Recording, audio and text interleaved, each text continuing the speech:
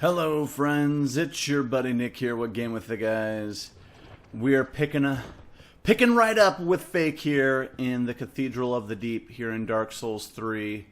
And since we quit and reloaded the area, all of the corpses go to where they were, where they're supposed to begin spawning, and so this guy is just jammed up in the wall. So that's a little bit of fun. And now, when we come over here, we're actually very close to the end of the level. I'm actually just going to kind of run by here because, well, I don't really have a lot of Estus. I'm not really prepared to take care of the boss right now. And so this area, we're just kind of skip over this, and we'll hit it in a lot more detail when we come back here. But just very quickly, you'll notice the huge altar in the middle there. And there are statues here. Statues all over, really. And they are covered up. So we'll take a closer look at that when we come back through here. But for now, just kind of skipping through. And we'll head up through this elevator here. And this will actually take us to the entrance of the cathedral, or what we thought was the entrance when we came around from outside.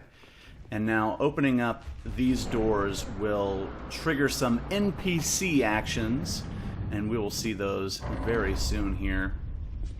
So this is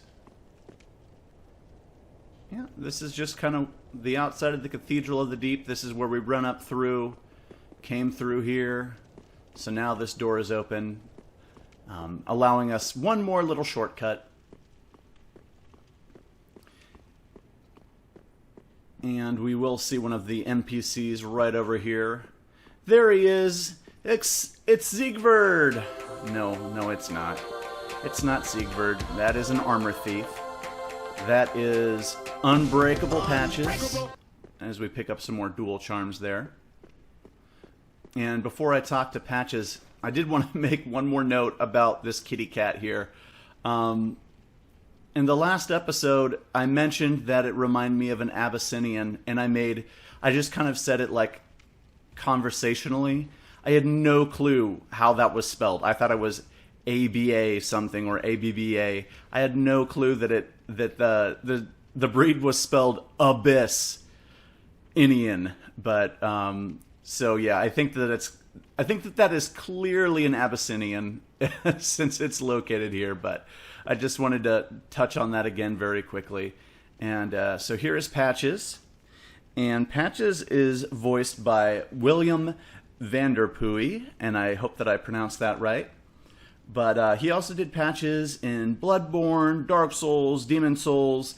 There wasn't a Patches in Dark Souls 2, but he also did some of the male protagonist voices in Bloodborne and Knight Lautrec of Karim in Dark Souls 1. So he's done a lot of work, a lot of the Patches work especially.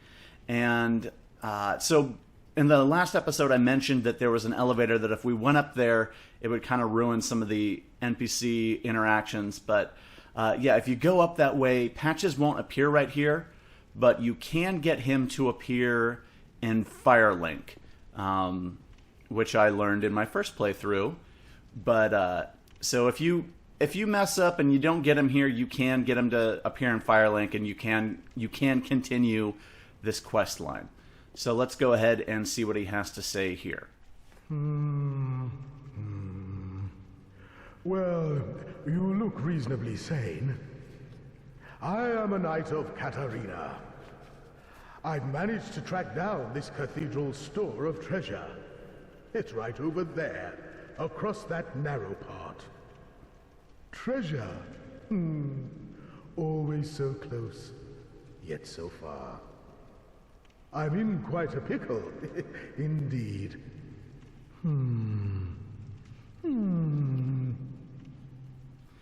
And he mentions that he's in quite a pickle, so he actually knows his target well, or he knows who he is impersonating well, and he just makes Siegfried just sound like such a buffoon, and that is totally intentional.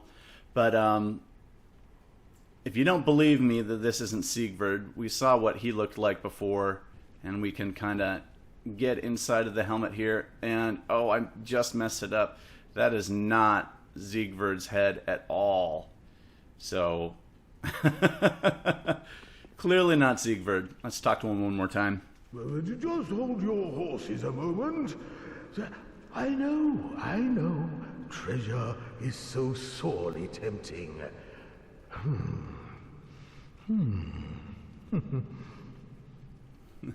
So he does his best Siegfried impression, but he gets a little bit more Patches out than Siegfried.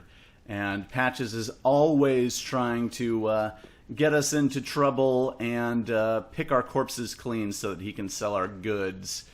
So let's see what happens when we take the bait and run out onto this bridge.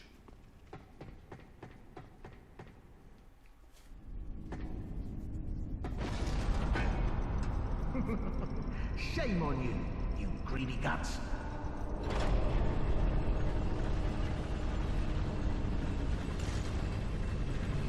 Thought you could outwit an onion. Well, say hello to the nice giant. He adores visitors.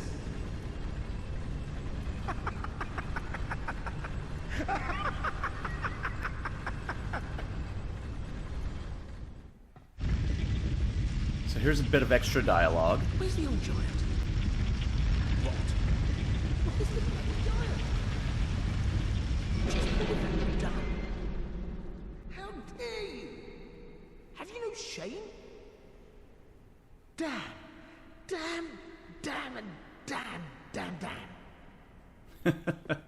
So his dialogue is slightly different if you're playing a female character. And I say slightly different. It's actually the same dialogue, but the subtitles are different. So I'll show you that. But now that he's tricked us, we can now do the next part of this quest line, which is to talk to the real Siegfried. And he's right out here in the well. And you'll remember that I talked about the well and just said, oh, it's a regular old well. Hello? Hello? Anyone there? Anyone at all? So the well is just a little bit more than regular. It in a sense becomes an NPC. Oh. I know that voice. Just how long has it been?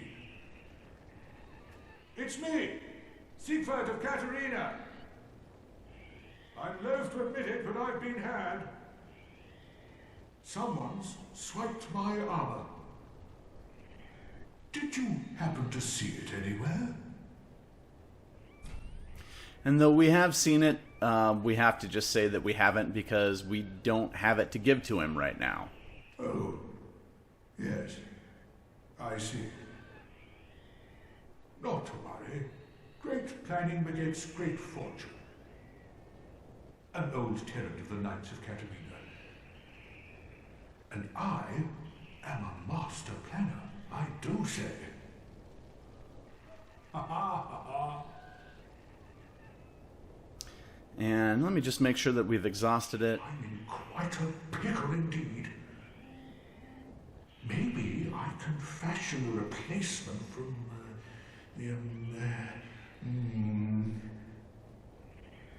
I've got to use my head and think.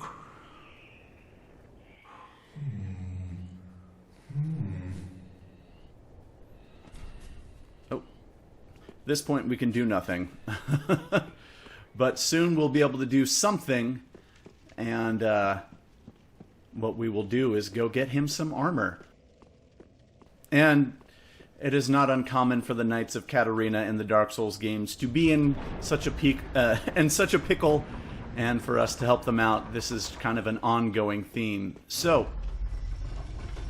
let's head on up and we can get his armor. And this is part of the reason why I like to do all of this in one run. There are a few enemies in this area that we're going to run into that would have been an obstacle in this section had we not already killed them down below, but now they won't be. And we've got a great big bell here. Whether this is whether this rings with the Bell of Awakening, maybe it does. Maybe there's several Bells of Awakening.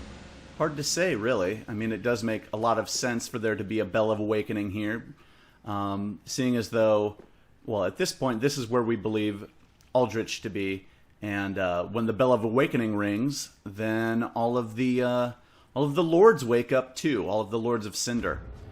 So let me go in here, and we can check out.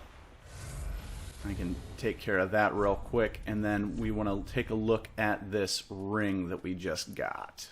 The Deep Ring is a ring bestowed upon the deacons of the Cathedral of the Deep. Allows attunement of additional spells. And this will give you just one more slot, but, you know, it's nice. In the Cathedral slumber things most terrible, and as such, the deacons require a grand narrative to ensure they do not falter in their duty. So I liked the way that they said that there. Miracles are stories. And so a grand narrative would be many stories. So a ring that allows attunement of additional spells increases your amount of stories, bringing you up to a grand narrative. So I thought that was pretty cool, the way that they said that. A philosophy to ward away the madness beckoned by the grotesqueries at hand. So in order for them to try to avoid the grotesqueries at hand, they increase their allotment of stories, and so let's go ahead and try that again, right in the face. And I like to bring that guy out here. If you aggro him, he'll certainly. Oh, he almost knocked me off. That did not go the way I wanted it to at all. I wanted to get a backstab like that, but there we are. I'll just top off here. And so with these big guys up here, like I said, I like to aggro them. It makes them a little bit more predictable. And that did like no damage there. So I'll just wait for this guy to get over here, and he'll probably do something stupid, and I can get a backstab like so. And followed up with that. And he gave me his halberd. So down below, we picked off a lot of the thralls that are going to be up here, but there still are a few hanging out, ready to get to us, like this feller here. So we can knock him down. And I don't really remember where all of these guys are, but honestly, they're not too difficult once you're on a stable area like this, so no big deal. And right over here is a little foreshadowing, because we find a pale tongue. So the two spots that we found pale tongues in here, they're kind of hinting at what is nearby. And if we run down this path over here, there's a thrall over there, and he'll try to shoot at us, but I thought there was one. Oh, the one under here we already killed. Never mind. But there is one off to the right, and he's not paying any attention. I don't know if there's a way to get on this roof. I feel like if you actually found a way to get on there that you would just die. But if you do know a way to get on that roof, let me know. Give me a link to a video or something. That would be interesting to check out. Speaking of checking out, I think that I've already looked at this before, so I'll just pull that up quickly. But we have the Arbalist, and it's a large crossbow. Not really any lore, but you can see it there. And I previously made mention of the arching something or others up here in the cathedral ceiling, and now we actually get a much closer look. There are a few more of these thralls up here, so just be careful. They will they have a real tendency of falling off, but if you're not ready for them, they can definitely knock you down. And I feel like there's a third one somewhere, but I don't know where he's hiding. Oh, there he is.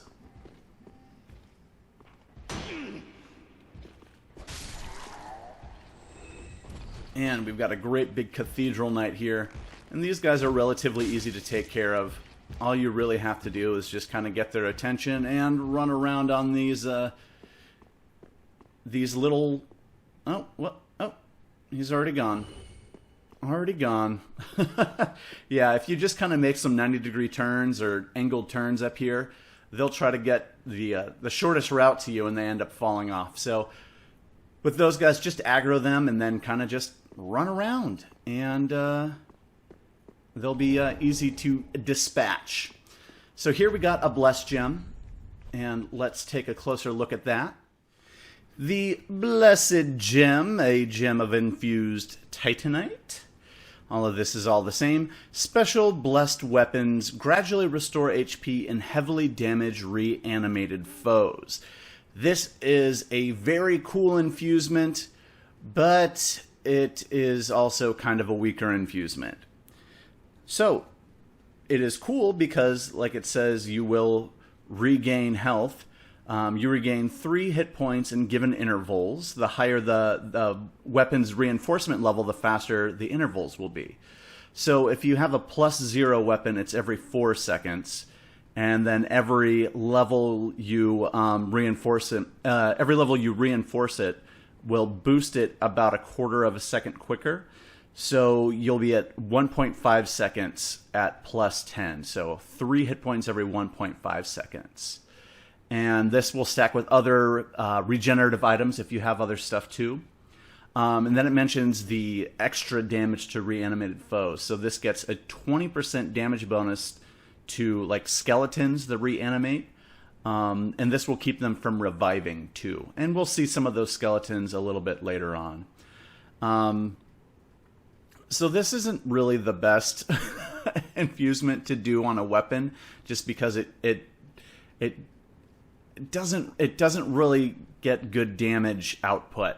Though the cool thing is that it is all physical damage, so it doesn't create a split damage type.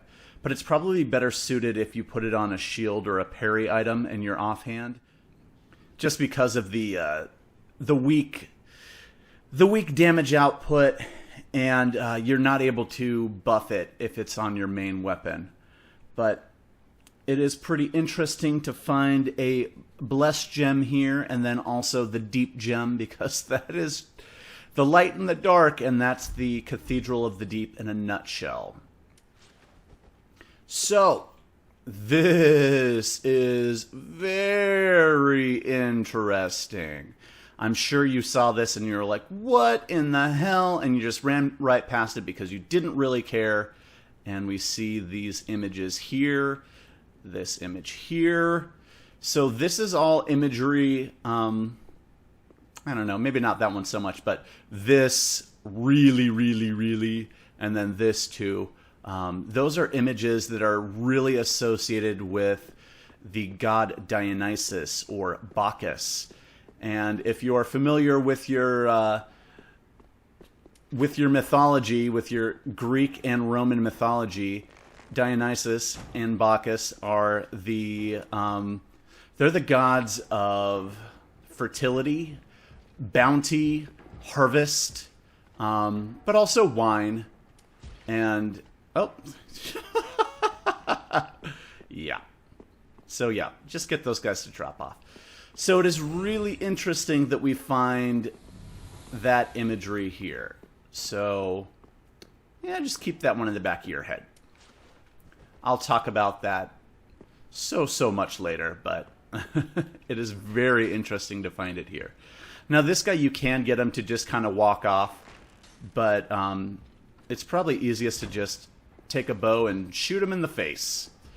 And, you know, if you have ever shot a gun or a bow or anything, the best way to be accurate is to hold it up to your eye so you can see what you're shooting at. This moron shoots at the hip. And so that also creates a nice little advantage for us because his path for his bolts are much, much lower than our arrow shots. So we can get angles where we can hit him, but he can't hit us. And, oh, I didn't time that right. Sometimes he'll fall off, sometimes you just gotta kill him. He bounced a little bit forward there, he almost got a shot there. Oh, and there he goes and falls off. So we see this imagery, this Dionysus, this Bacchus imagery all over the place up here. It is everywhere. It is literally every tile. So I'd have to say that it's kind of significant to the area. Kind of a hint. And we can head on down here. And we meet Patches again. Now, I want you to take a look at what is shooting out of this guy's staff, this man grub, or this grub man. I can never remember which way it's said. But the shots looked almost exactly like this.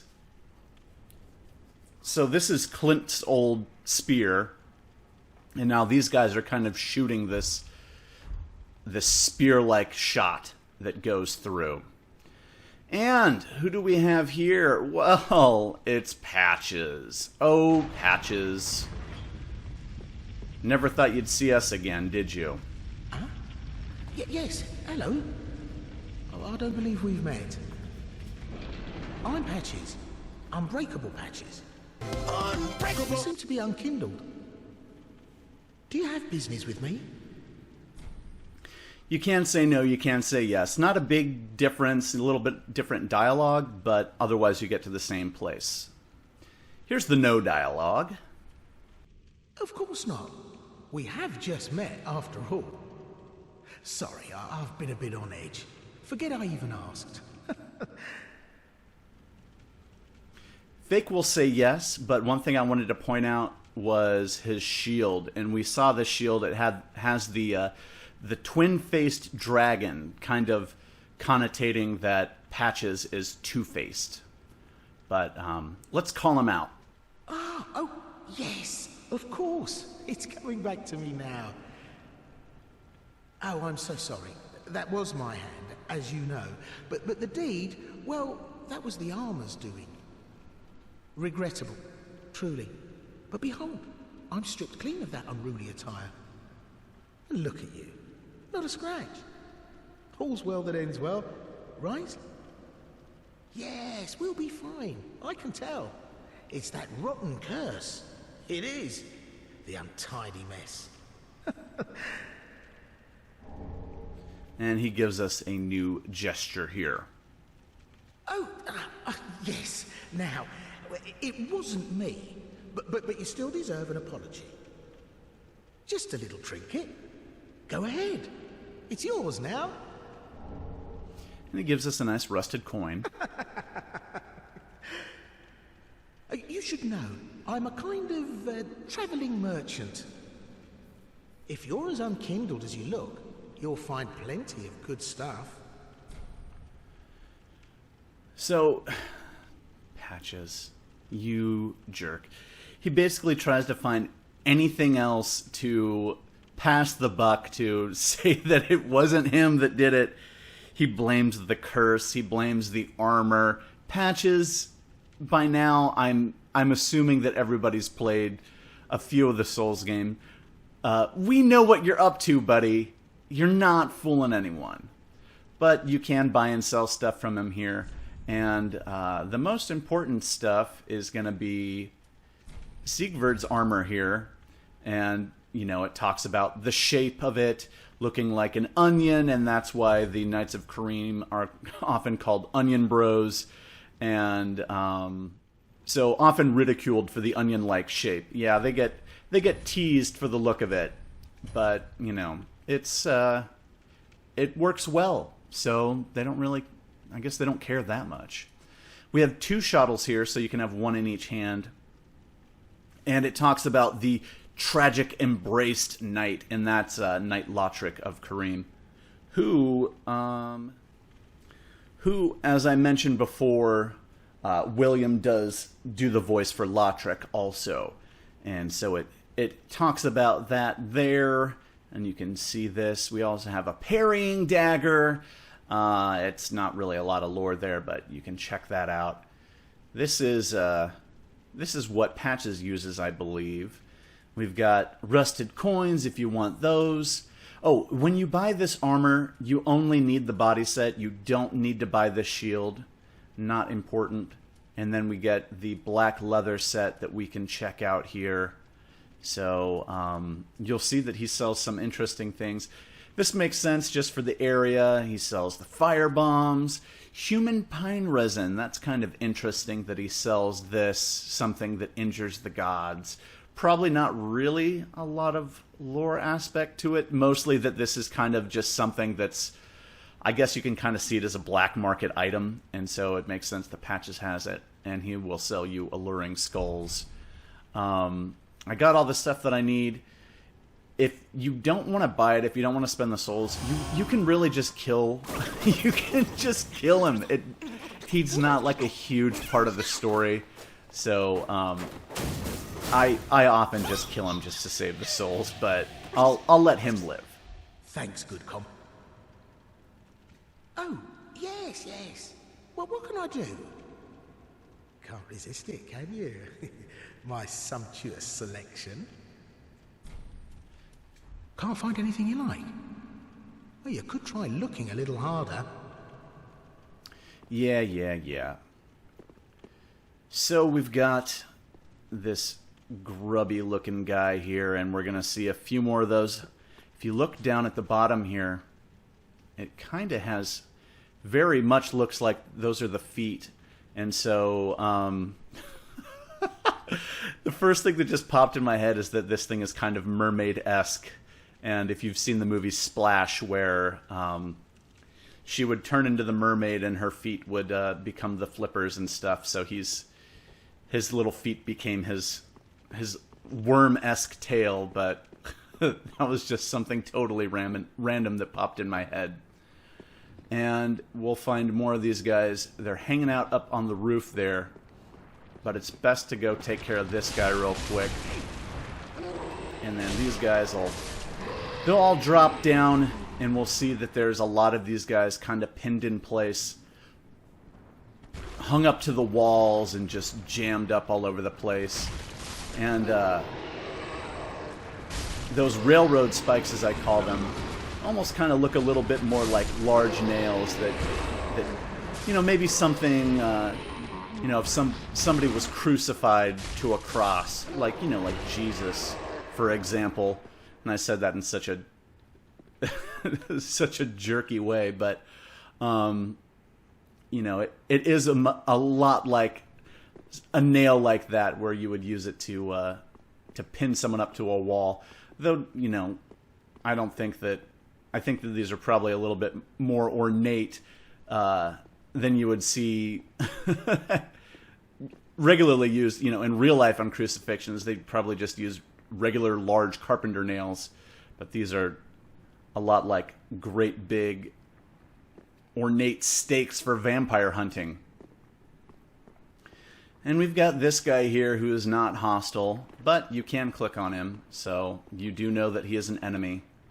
And let's take a little look at his staff. We'll just take a quick, brief look at that, and we'll take a look at that again here in a moment, because that imagery is going to be a reoccurring sight.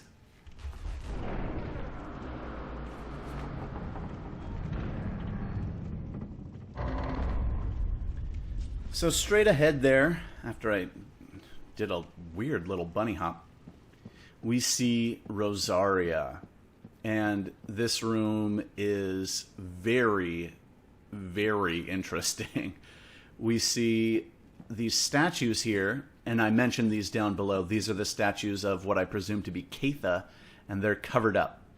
That imagery is covered up. but we do have large circles, this circular cyclical imagery. We have cribs everywhere on the ground, hanging up from the ceiling, and we still have the images of Morn, though, which is kind of odd, that the Catha images are covered, but Morn is not covered up.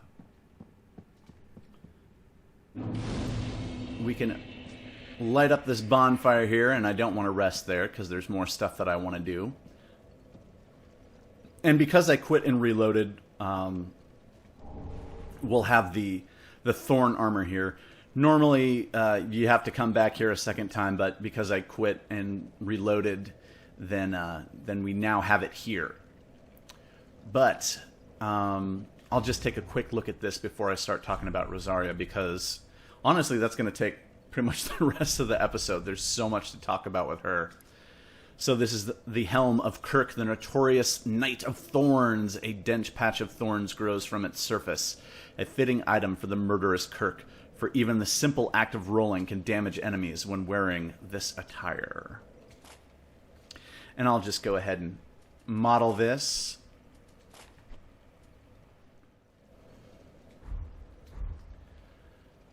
And so now I look just like Kirk, and I'm overloaded, but if you wear this and you roll into someone, you'll do a little bit of damage, and that's thanks to these great big thorns that reminds me of the, man, what was that wrestling duo in the late 80s, the Legion of Doom or something like that, but really cool looking set. But it is particularly interesting that we find it here because back in Dark Souls 1, we found Kirk's set not too far from a Firekeeper and a mistress of a covenant, in which he would go and invade and bring her back. Well, that was humanity. I talked a little bit about that last time, but so he plays a very similar role here. So now we have Rosaria, and she appears to be holding one of these man grubs here, and it's kind of writhing around, and you see her, and her mouth is agape, but there doesn't appear to be a tongue inside. Well, not that we'd be able to see it, but anyway, you see this here, and she's laying on this bed, and we've got these cradles everywhere, and her hair is just flowing all throughout the place, and it's just big and disgusting, and yeah, this is quite the interesting image with the wispy curtains and everything, and yeah, well, you can make your own inferences from the imagery that we see here, but whew, I got some crazy stuff I'll talk about here much later, but let's get a little bit more acquainted. So we can ask to join the Covenant, and we are now able to join Rosaria's fingers. And she's called the Mother of Rebirth, and that's because what we can do is change up our attributes. We can make our appearance look different. So she kind of, maybe more than metaphorically, but just allows us to be reborn in a different image, a different version of ourselves. But we can offer her a pale tongue, and I'll just give her one right now. And she kind of reacts to that a little bit. So my allegiance is deepened. And let's take a look at this item here. The Seal of Rosaria's Fingers. So this is the sacred seal of Archdeacon Klimt, and we'll remember him because the spear that we have is his old spear. So he serves Rosaria, Mother of Rebirth, and so we can equip this to pledge ourselves to Rosaria's Fingers covenant. And Rosaria's fingers collect tongues in her name. Some do it to be reborn, others do it to help comfort their voiceless goddess. And that second part is probably a little bit more like Leonard. The first part, as we mentioned, we can do it to be reborn. We can change our imagery. We can switch up our stats. And you can only do that 5 times through playthrough, or else they warn you that you'll turn into one of these grubs. But I think I know how I want to spec this guy, so I'm not going to do that right now. But, oh, look who's here. I wasn't expecting you quite yet. I'll get back to you in a moment.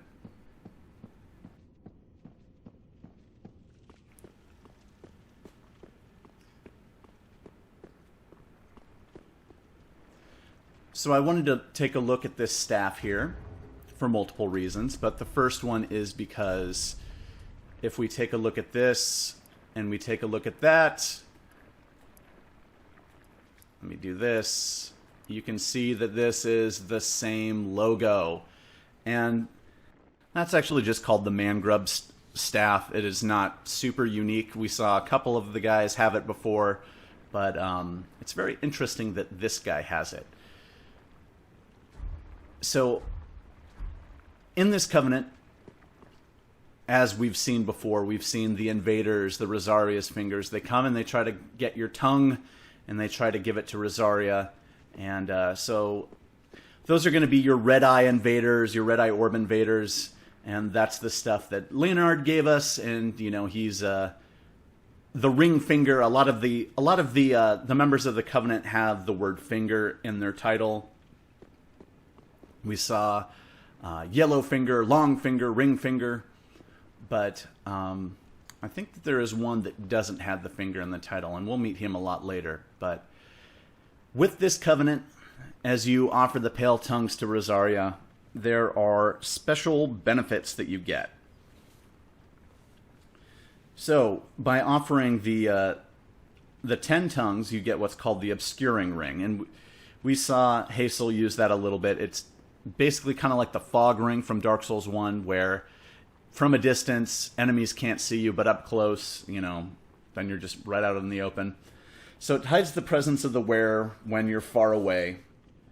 So the description of this item is, it is said that Rosaria, the mother of Rebirth, was robbed of her tongue by her firstborn, and has been waiting for their return ever since. So is this might be a hint as to why the followers collect the tongues as kind of a, maybe not so much a symbolic offering, but maybe like, hey, maybe this is your tongue. Who knows? But they collect tongues because her firstborn cut out her tongue. And that last line there, and has been waiting for the return ever since. This can be taken 2 ways. First, it can be an optimistic way, like, oh, I can't wait for my firstborn to come back. Or it can be more of a pessimistic way. She's waiting for her firstborn to return because she knows that her firstborn is coming for her. So, whichever way you'd like to interpret that is up to you. But at this point, we don't know who her firstborn is. I have my theory. I'll share that much later. But if you have a theory, please mention that in the comments below. And that's something that I think is actually a much bigger part of this storyline than is really brought up. It's just kind of glanced over, but I think it's actually a little bit more important. To get to the second rank, you have to offer 30 of these tongues, and you get the Man-Grub staff, like we see behind us there. So what this is a staff of the Man-Grubs who guard Rosaria's bedchamber. Their holy symbol is formed at the tip. Wielder's luck strengthens effects of sorceries. The Man-Grubs have clearly been reborn. But as what? Man-Grubs. They've been reborn as Man-Grubs. So once again, I'm going to touch on that a lot later. I think that there is a definitive reason why they look like they do, but if you have theories, let me know. So this is one of a few items in the game that will actually naturally scale with luck. We saw Henri's straight sword does that too. So this is actually a good staff for Fake because he does have a good luck stat. But, you know, since we're going to really, you know, I say this right now while I have 2 sorceries equipped, he is going to focus on miracles in the future. But when you are invading, you have the possibility of having one of the Blades of the Dark Moon or one of the, let's pull this up here. One of the blue sentinels. Oh, it's a little ironic that I joined Rosaria's Covenant while wearing the blue sentinels item here. I'll switch over to Warrior of Sunlight so nobody can be mad at me. But blue sentinels and the Blades of the Dark Moon can come up and try to help out the person that you're invading. And I talked a bit about this a long time ago and how I'm an advocate for the Way of the Blue, but when they invade and you actually successfully kill the blue sentinel or the blade, you get what's called a forked pale tongue. So the forked pale tongue kind of differs from a pale tongue, and it's proof that a red-eye orb invader successfully fended off a blue spirit. Those who hunt dark spirits take the name of gods in ancient accord with the Way of Blue, a deception exemplified by their tongues. So a deception exemplified by their tongues. Someone who has a forked tongue or speaks with a forked tongue is someone who says one thing but means another. Someone who is duplicitous. So this is kind of taking a jab at the Blue Sentinels and the Dark Moon Blades. Are they really showing one thing but being another? Or is this a jab at one particular Dark Moon Blade in specific? But offering these pale tongues to Rosaria will actually end Cirrus's quest line. So if you want to do Leonard's quest line here, you can actually go through most of the game, do Cirrus's quest line, and then do Leonard's afterward. They are, if you try to, you can't do them simultaneously. If you do, like I said, Cirrus's first, you can do Leonard's afterward. But this guy must go. But my question is this fellow here Klimt? Or is, as I run over, is this guy here Klimt?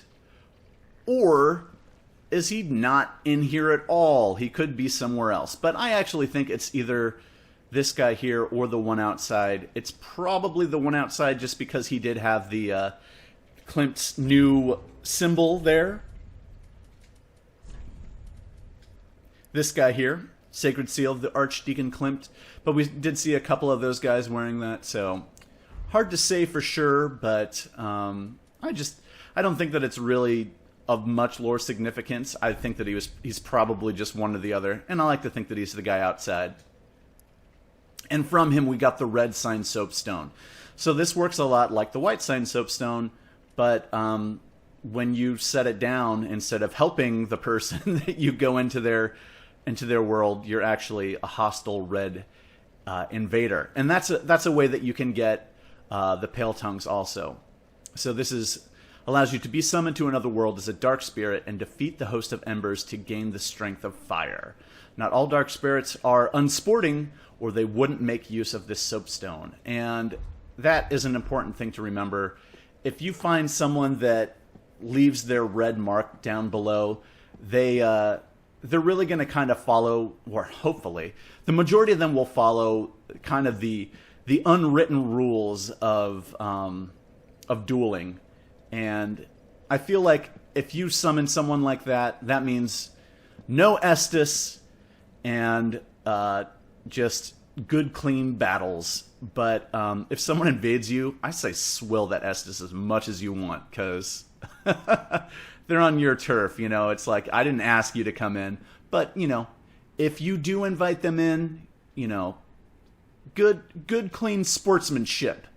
I'm a big advocate of that.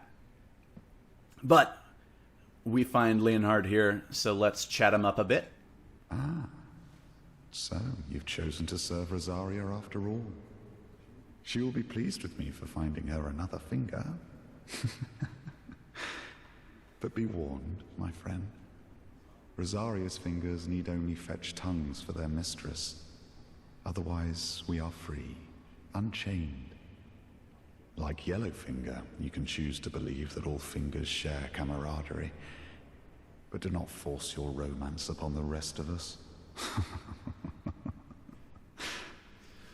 So what he says there kind of reminds me of what I talked about before when speaking to Leonard, is that a lot of the people that join the Fingers, a lot of the people that like to invade, kind of their primary goal with Dark Souls tends to be the PvP aspect of it. And so he kind of just touched on that there, that you know, once you join the Fingers, then, you know, your goals might be a little bit different than somebody that's trying to get through and win the game. You know, your goals of getting the best PvP build aren't necessarily the best build for PvE. But I don't think that he has much else to say, but we'll just make sure that we exhaust this dialogue. Rosaria's fingers need only fetch tongues for their mistress.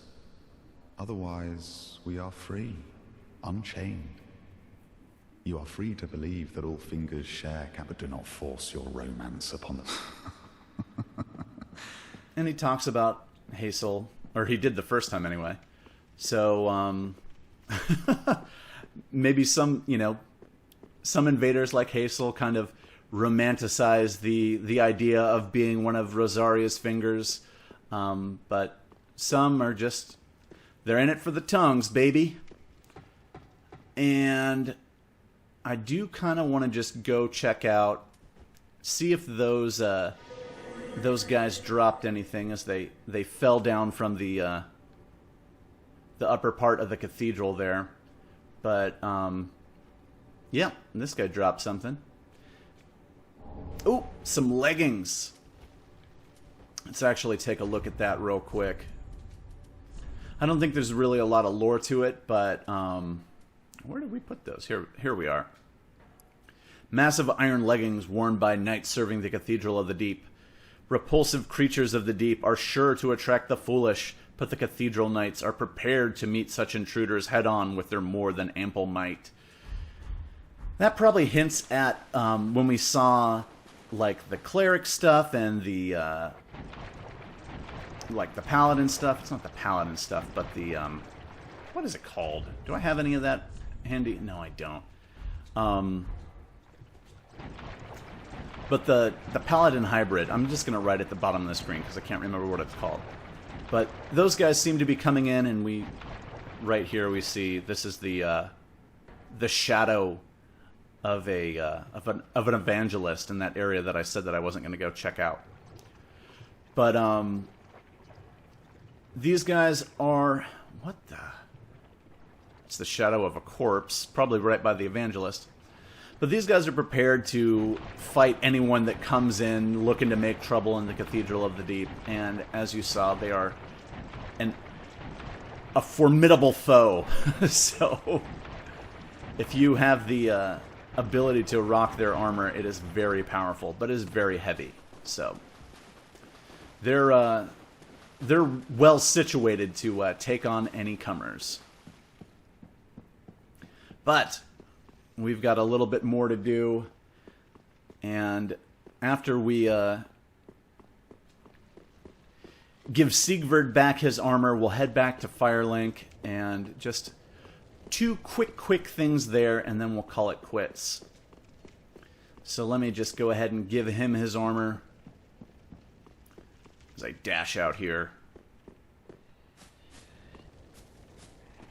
I'm in quite a pickle indeed. Maybe I... And he'll just kind of repeat that stuff, but now I have his armor, so I can do something.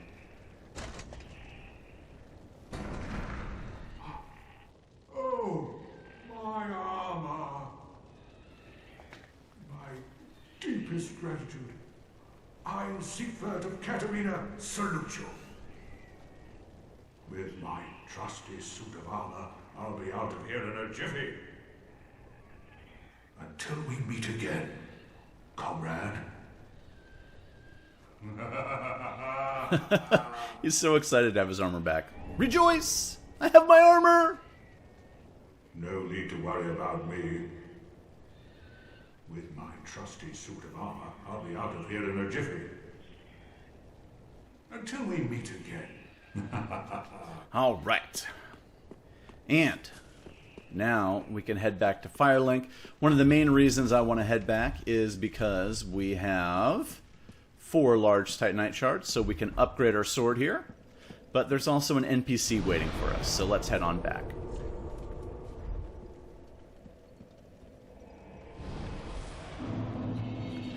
And we see Cirrus there.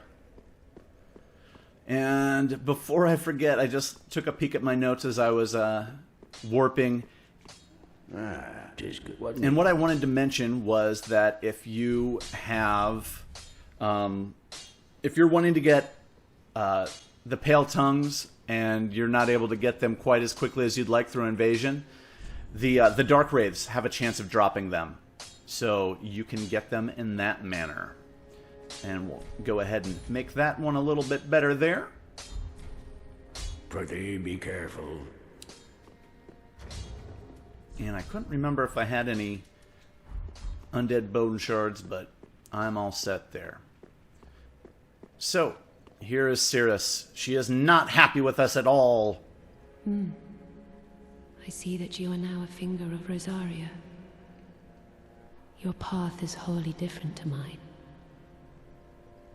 Gentle unkindled, I bid you farewell. If we meet again, it will be as adversaries. And she's very noble about the way she says that. If we meet again, I will fight you. Gentle unkindled, I bid you farewell. If we meet again, it will be as adversaries. So we've been warned. Honestly, I've never run into her again after this point. So, we'll see. I've searched and searched. I haven't found anywhere where we would run into her again. But hopefully we do, because that would be nice. I could just fight her right now, but I'm hoping that there's a spot that we'll run into her later, though I've found no evidence of it. But if if you found the way to run into her one more time as after you've, upset her by joining Rosaria's fingers, let me know in the comments. That's something like I said, I couldn't discover. But the next time we'll go back and we'll fight the Deacons of the Deep. We got some interesting stuff that Spelldexia is going to do, so that'll be pretty cool. I'll get a couple of levels here. I should be able to get 1 or 2. Very well, then taken up. We'll just pass through that stuff here. Yep, I can get 2. Let's see. What do I want? Let's see. Let's bring up Faith a little bit. We can bring up Endurance a little bit. And that's good for now.